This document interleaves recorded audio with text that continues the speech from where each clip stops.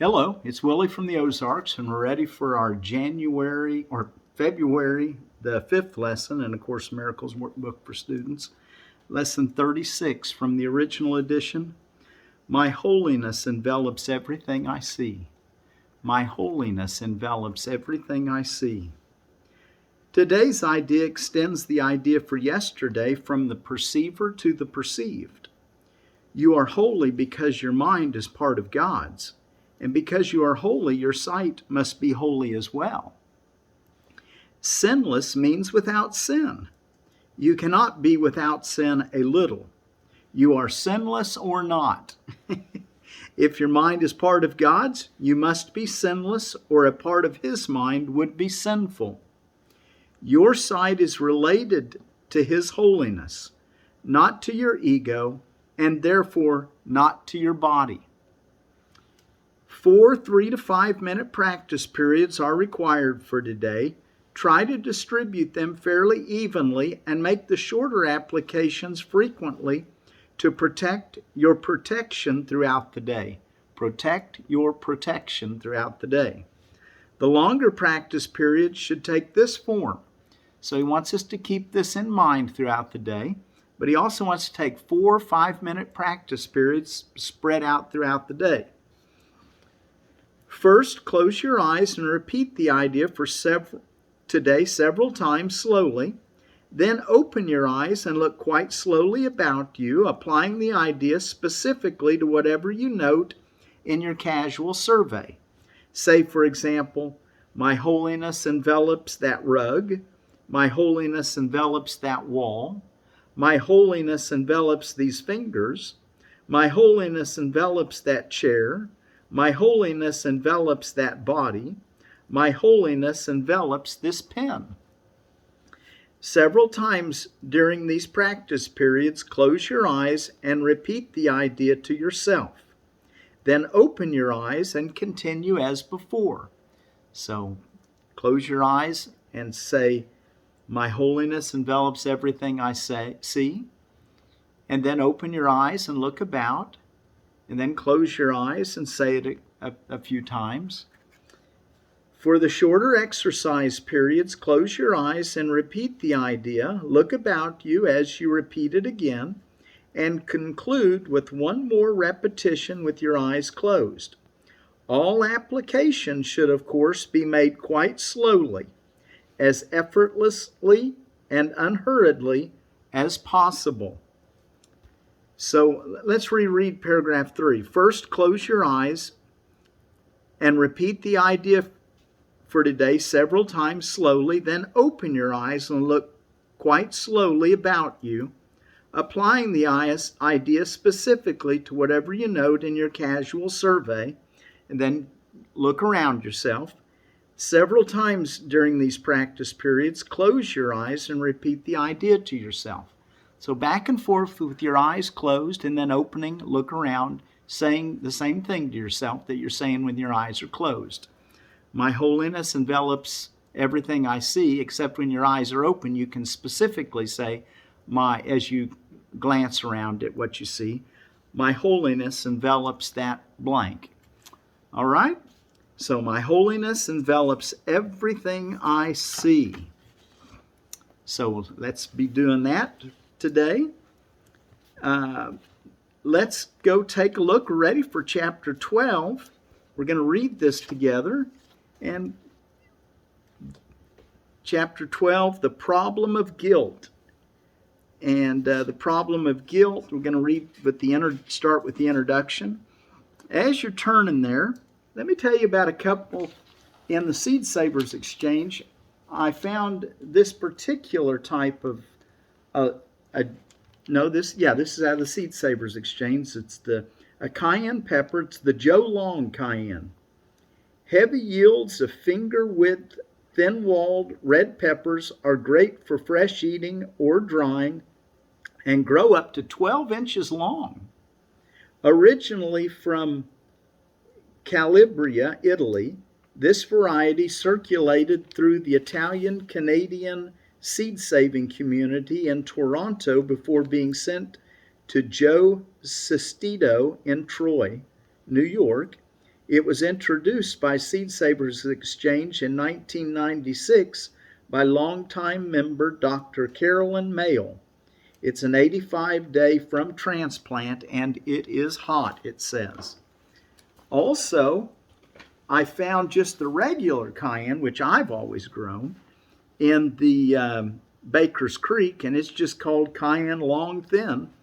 And it says that its slender, long peppers turn bright red and are very hot.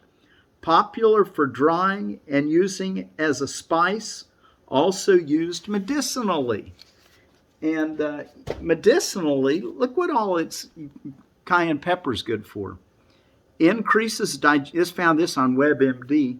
Increases digestive fluid and sends enzymes to the stomach to aid digestion. Adds protection to stomach against infection. Reduces blood pressure and helps with heart disease. And on NetMD, I found that it says that it helps prevent and heal ulcers. And then on the BaltimoreSun.com website, it says ground cayenne pepper can be placed on cuts to help stop bleeding. I wonder if it burns when you put it on there.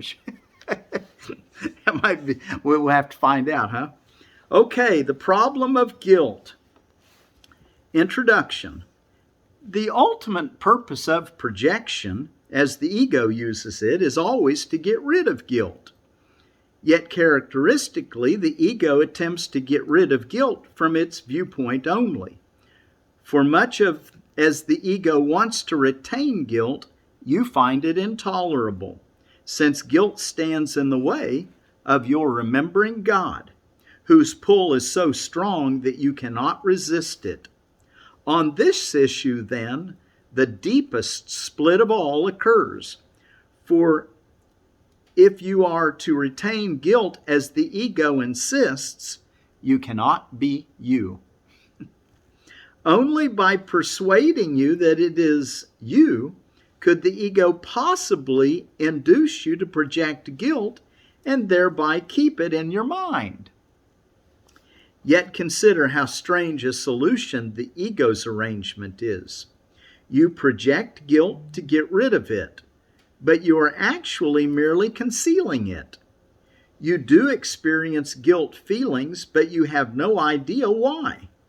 On the contrary, you associate them with a weird assortment of ego ideals which the ego claims you have failed.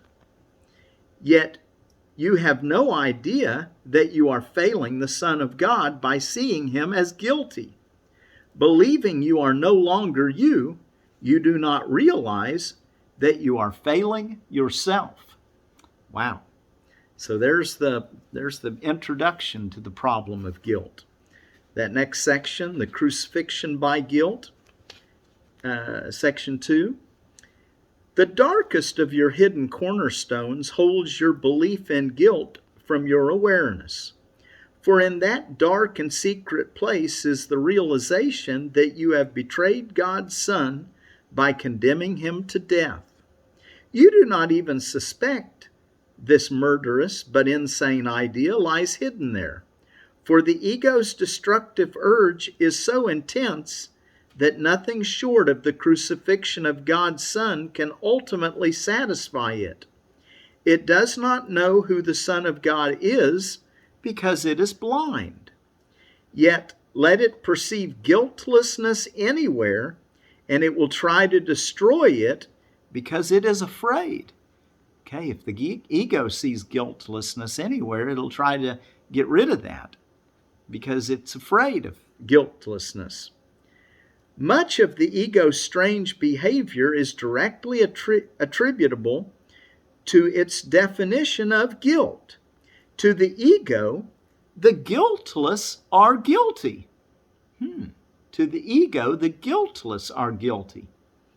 Those who do not attack are its enemies, because by not valuing its interpretation of salvation, they are in an excellent position to let it go.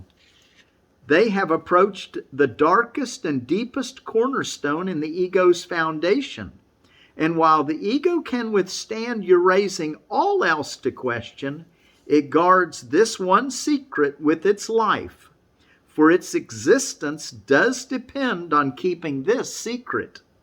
So it is this secret that we must look upon calmly, for the ego cannot protect you against truth, and in its presence, the ego is dispelled. Paragraph 5. In the calm light of truth, let us recognize that you believe you have crucified God's Son. You have not admitted to this terrible secret because you still wish to crucify him if you could find him. Yet the wish has hidden him from you because it is very fearful, and you are afraid to find him. You have handled this wish to kill yourself by not knowing who you are and identifying with something else. You have projected guilt blindly and indiscriminately, but you have not uncovered its source, for the ego does want to kill you. And if you identify with it, you must believe its goal is yours. Paragraph 6. We once said that the crucifixion is the symbol of the ego.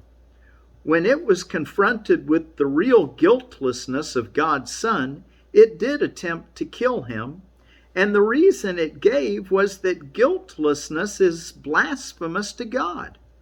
To the ego is God, and guiltlessness must be interpreted as the final guilt which fully justifies murder. You do not yet understand that all your fear of this course stems ultimately from this interpretation, but if you will consider your reactions to it, you will become increasingly convinced that this is so. Okay, so what he's saying is that to the ego is God, and guiltlessness must be interpreted as the final guilt which fully justifies murder. You do not yet understand that all your fears of this course stems ultimately from this interpretation. That to the ego is God. That's what the ego says. And guiltlessness must be interpreted as the final guilt which fully justifies murder. You do not yet understand that all your fear of this course stems ultimately from this interpretation, but if you will consider your reactions to it, you will become increasingly convinced that this is so. We want to start watching the unwatched mind, don't we? Paragraph 7. This course has explicitly stated that its goal for you is happiness and peace. So there's the goal of this course, happiness and peace. Who wouldn't want that? Yet you are afraid of it. You've been told again and again that it will make you free, yet you react as if it is trying to imprison you. Most of the time you dismiss it, but you do not dismiss the ego's thought system. You have seen its results, and you still lack faith in it. You must then believe that by not learning the course, you are protecting yourself, and you do not realize that it is only your guiltlessness which can protect you. Only your guiltlessness can protect you. So for those who have a timidity of looking into this course, because you're coming from a position where all men are sinners, and that is the lot that you are walking in. But he's saying, no, if you get to looking at this close, you're going to see that guiltlessness is your native state, and that the ego wants you to think of yourself as guilty. Paragraph 8. The atonement has always been interpreted as the release from guilt. The atonement has always been interpreted as the release from guilt. And this is correct if it is understood. Yet even when I have interpreted it for you, you have rejected it and have not accepted it for yourself. You have recognized the futility of the ego and its offerings, But though you do not want the ego, you do not look upon the alternative with gladness. You are afraid of redemption, and you believe it will kill you. Make no mistake about the depth of your fear, for you believe that in the presence of truth, you will turn on yourself and destroy yourself. Little children, this is not so. In paragraph 9, he starts off by saying, little children, this is not so. Your guilty secret is nothing. And if you will but bring it to the light, bring it to the light. We're children of light. So bring it to the light. All the openness and honesty you can muster. That's where we're safe, because we're children of the light. We have nothing to fear when we look deeply into ourselves or into anything. Little children, this is not so. Your guilty secret is nothing, and if you will but bring it to the light will dispel it. And then no dark cloud will remain between you and the remembrance of your Father. For you will remember his guiltless Son, who did not die because he is immortal. And you will see that you were redeemed with him and have never been separated from him. In this understanding lies your remembering, for it is the recognition of love without fear. There will be great joy in heaven on your homecoming, and the joy will be yours, for the redeemed Son of Man is the guiltless Son of God, and to recognize him is your redemption. Let's read that again, that last sentence. The redeemed Son of Man is the guiltless Son of God, and to recognize him is your redemption. The redeemed Son of Man is the guiltless Son of God, and to recognize him is your redemption. And where are we going to see the Son of God? Inside ourselves and in all of our brothers and sisters. We see the guiltless Son of God there. That's the Christ's vision. That's the atonement, the vision of Christ. Sees a forgiven world. All right, I think that let's go back and take one look again at our lesson today. My holiness envelops everything I see. I'm going to take 4 or 5 minute periods. Try to space them throughout the day as best you can. And then you're going to close your eyes and say to yourself, my holiness envelops everything I see. And then you're going to open your eyes and look around and say, my holiness envelops, and just name a few things. Then close your eyes. Say it again quietly. My holiness envelops everything I see. Do that a few times, eyes open and eyes closed. And then during the day also just kind of bring that to your memory. My holiness envelops everything I see. And he says for the shorter exercise periods, close your eyes and repeat the idea. And look about you and repeat it again. And conclude with one more repetition with your eyes closed. So close your eyes, say, my holiness envelops everything I see. Then open your eyes, look around, and then close them again. Just a little short moment of pause during the day. Okay? So until tomorrow, my holiness envelops everything I see. If you'd like to read the next couple pages, we'll read a page or two a day. And you're welcome to read ahead, or you can read after I've read it, or you can just listen to me. But we'll be reading the rest of the book together. Okay? Well, thank you for joining me. And until tomorrow, my holiness envelops everything I see.